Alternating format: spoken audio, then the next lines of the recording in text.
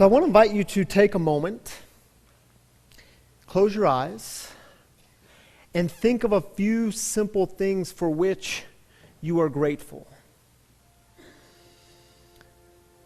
Things like family, friends, the cup of coffee you enjoyed this morning,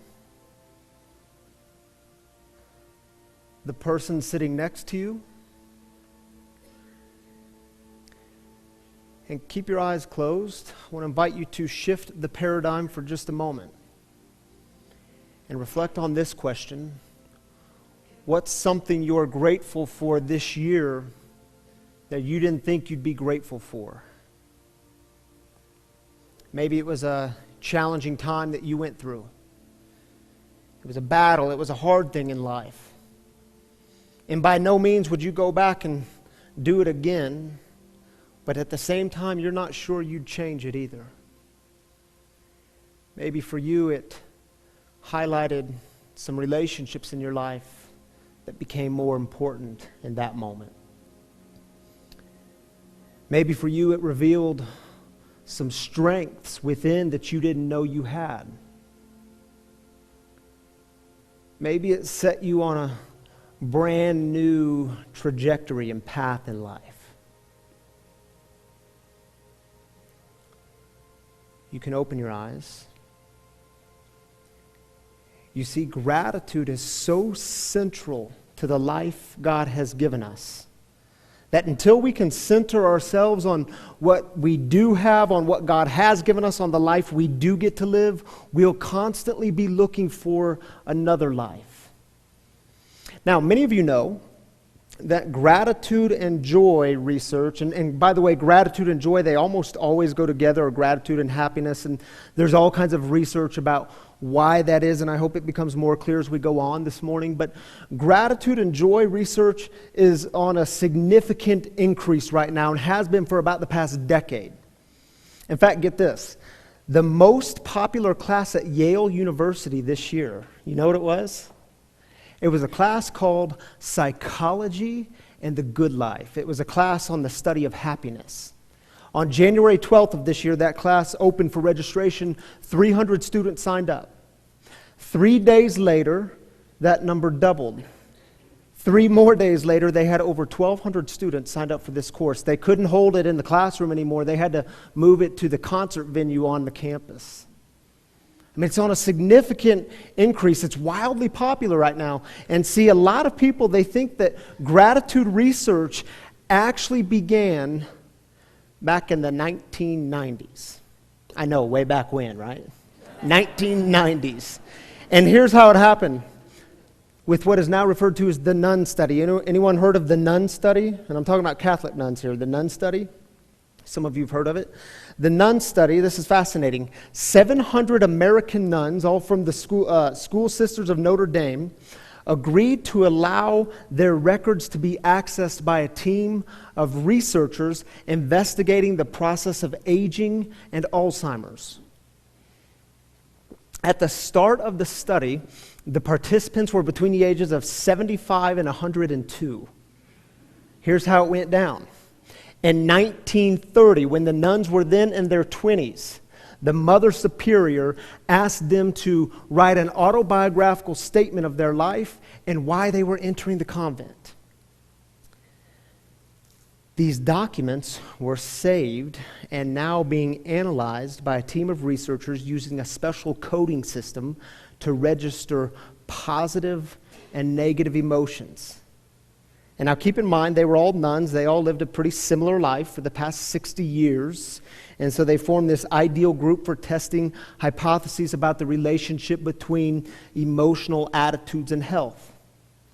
And the results were published in 2001, and they were startling. And what the results essentially told us was the more positive emotions like gratitude and joy and hope and love, the more positive emotions that the nuns expressed in their autobiographical notes, the more likely they were not to simply be alive, but to be considered thriving, whole, and well 60 years later. the life expectancy difference was as much as 7 years. Interesting, huh? And so what happened in 2001 was folks started saying, well, wait a minute, maybe there's something to all this gratitude stuff. And what the medical community now tells us is that gratitude is at the heart of our present and our future. And now I don't want to burst anyone's bubble here, but this is actually not a new idea. It's actually quite ancient. See, what medicine now knows about individuals, Moses knew about entire people groups thousands of years ago. It was the great prophet Moses who said to the Israelites, look, gratitude must be at the center of who you are and how you live because your future depends on it. And now, the Hebrew language, it has a word for gratitude, and I want to teach you all this word because it's all kinds of fun, and you're going to just be saying it all day long. Hakarat hatov. Say it with me. Hakarat hatov. Oh, come on, shout it out. Hakarat hatov. It's a fun one, isn't it? It means gratitude. It's the word they use for gratitude, but its literal translation is recognizing the good, which is a pretty cool way to think about gratitude, isn't it? So for the next few minutes, let's explore together Hakarat Hatov, gratitude, and the way of God. So y'all remember the story of the Israelites, right? They were in slavery in Egypt under the rule and oppression of Pharaoh, and the Israelites start crying out, God, where are you? Why'd you let this happen? How come you don't care about us anymore? And the text tells us that God hears their cries and sends Moses to liberate them from slavery, to bring them out of Egypt into the Promised Land. Now, what happened between Egypt and the Promised Land? They did some wandering, didn't they? In the desert, and it wasn't just an overnight stay. They wandered in the desert for 40 years. In the book of Deuteronomy, the 5th book of the Bible, the story of the Israelites, the great prophet Moses is teaching the Israelites about Hakarat Hatov and the way of God, gratitude and the way of God. So hear this text from Deuteronomy chapter 8.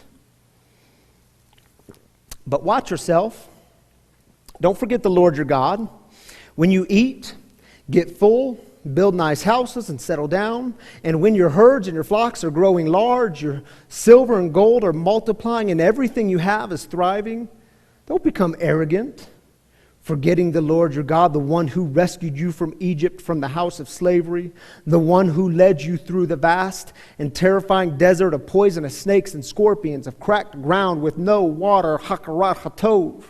The one who made water flow for you out of the rock, Hakarat Hatov. The one who fed you manna in the wilderness, Hakarat Hatov, which your ancestors had never experienced, in order to humble and test you, but in order to do good to you in the end. Hakarat Hatov, recognize the good.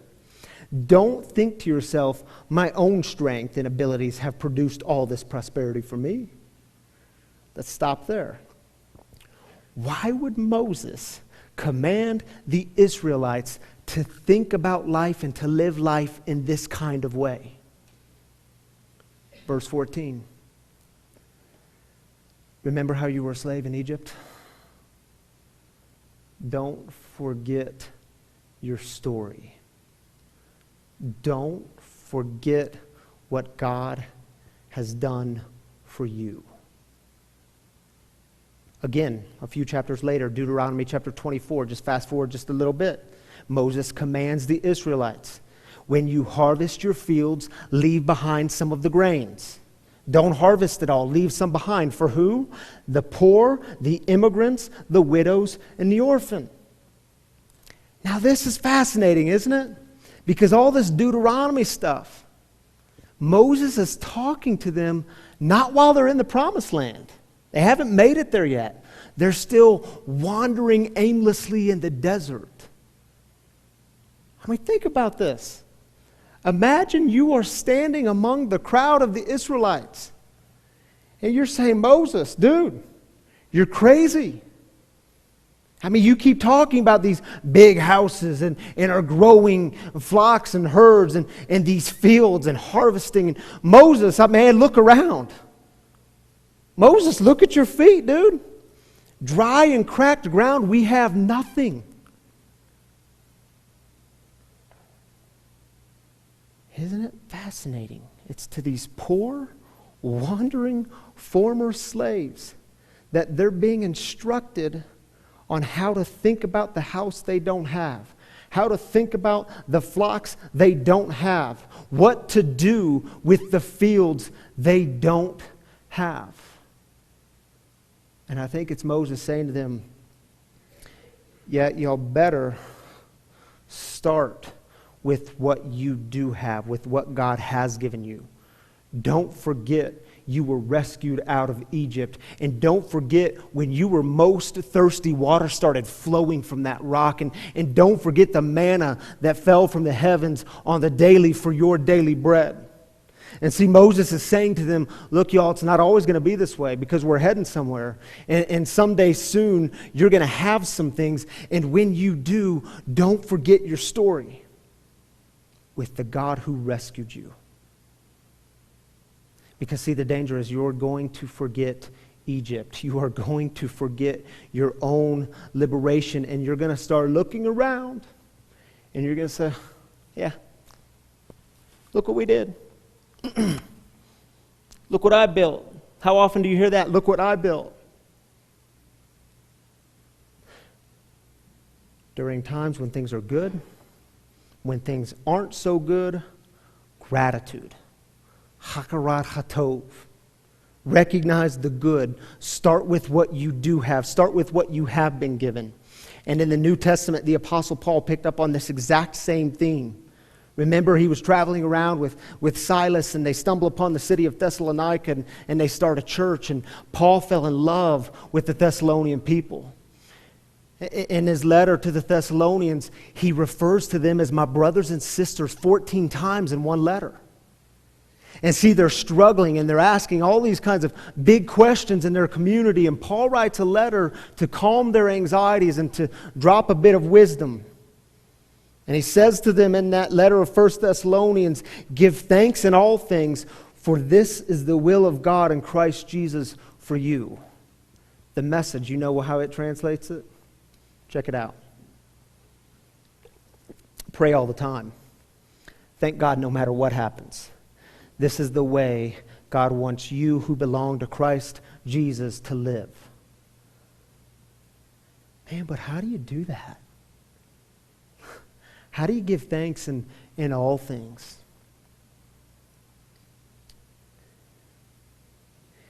Let's go back to the question.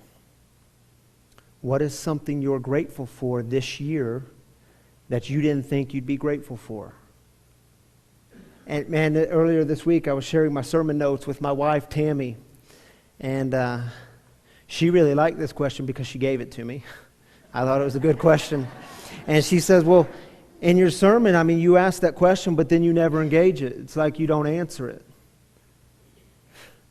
She said, so you're asking them to answer a question that you yourself haven't answered. I said, yeah, I haven't had time to reflect on it yet. I hate when she's right. She causes me to do some work. You know, many of you know that I shared this story with you when I was in January, late January. My stepdad, who was a father figure to me since the age of 5 years old, and we had a very good relationship. We were tight, we were close. End of January, I think the term is that the younger people use is ghost. You got ghosted. He ghosted us. He disappeared, and he left my mom, left the family. He didn't say bye to us kids. He didn't say bye to my kids, and they called him Pawpaw. And man, how do you give thanks?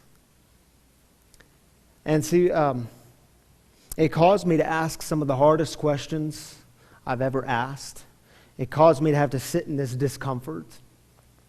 And what I can tell you is, I did not become bitter. And I don't say that to brag. I say it because bitterness is one of my old go-tos, and bitterness can run me into the ground. I'm grateful I didn't become bitter. God gave me this kind of supernatural strength not to go there.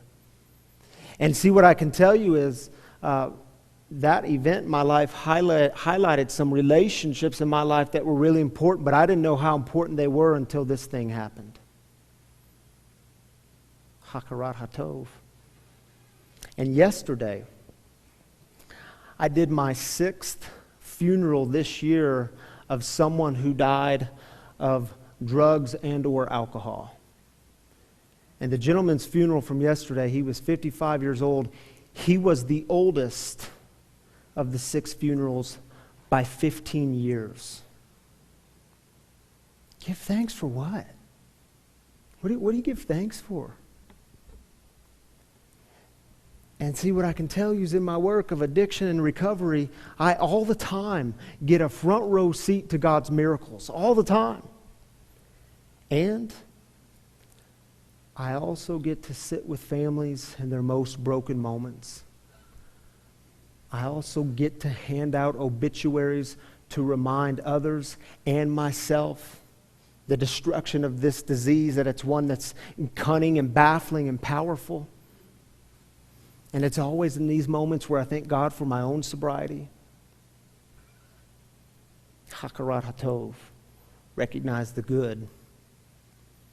And you know, in June, we found out my wife Tammy was pregnant with number 4. And I shared with you all this story. It was like a real freak out moment for us. We didn't know how we were going to do it. Remember how this happened? I don't know how it happened. We know how it happens, but we don't know how it happens. How are we going to do this? Yeah, well, now guess what? It's November. And some unexpected moments are gifts, aren't they? What are you grateful for this year that you didn't think you'd be grateful for? Not that you'd go back and go through them again, but you can give thanks. You can give thanks. Hakarat Hatov, because you see God in all of it. And about 5 years ago, I discovered my why, and it hangs in my office. My why is to help others experience God and beauty in the midst of mess and brokenness. And all these things I just listed from this last year, they all remind me to live into my why, to be who God has created me to be. Hakarat Hatov, recognize the good. And see, for some of you, you've experienced an incredible amount of success this year.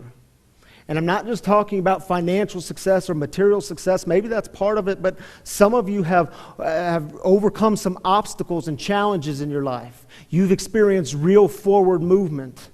Hakarat Hatov, recognize the good, lest you become arrogant, lest you start looking at yourself saying, look what I built, look what I did. You know, again, going back to my work in addiction and recovery, when I see people relapse, not always, but oftentimes when people relapse, it is not when life is falling apart. It is oftentimes when life is going well, when you're coasting, and you start saying to yourself, look what I've done. I don't need them. I don't need that. Look who I am.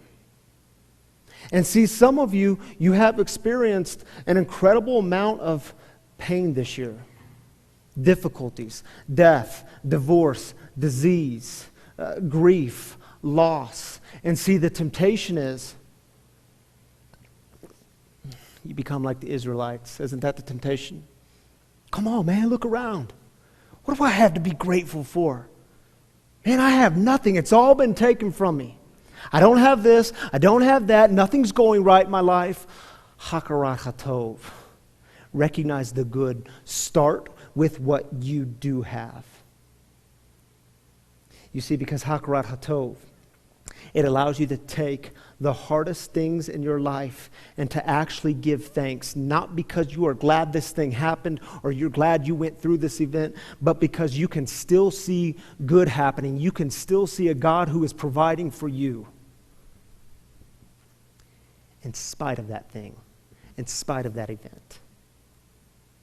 And see, some of you, you might not have experienced a great deal of success this year or a great deal of loss, but you just look at your life and you say, man, it just feels like I'm wandering.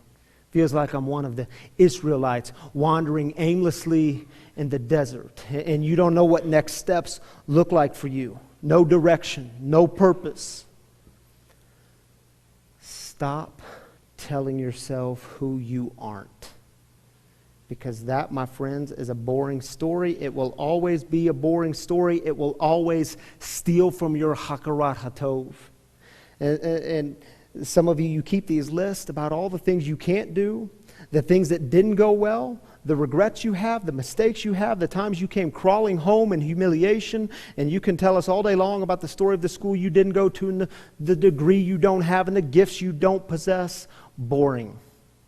Boring, boring, boring. Start with what you have. Hakarat hatov. Recognize the good.